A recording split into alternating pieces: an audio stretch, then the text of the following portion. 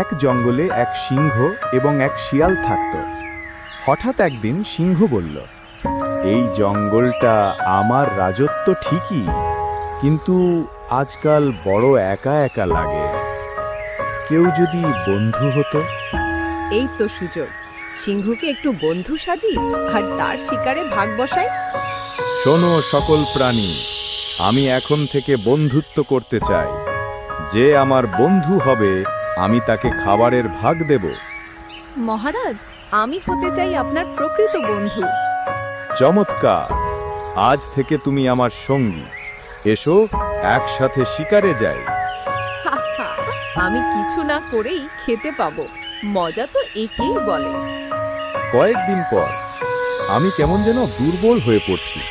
সব আমি করছি আর শিয়াল শুধু খাচ্ছে।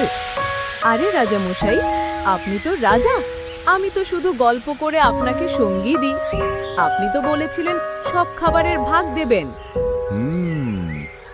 এই শিয়াল তো ধোঁকা দিচ্ছে। কাল আমি ওকে শিক্ষা দেব। পরের দিন সিংহ লুকিয়ে থাকে। আজও নিশ্চয়ই সিংহ অনেক কিছু এনেছে, এবার পেট পুড়ে খাবো। ঠাই দাঁড়া, মিথ্যা বন্ধুত্ব আর ধোঁকার শাস্তি আজ তোর প্রাপ্য।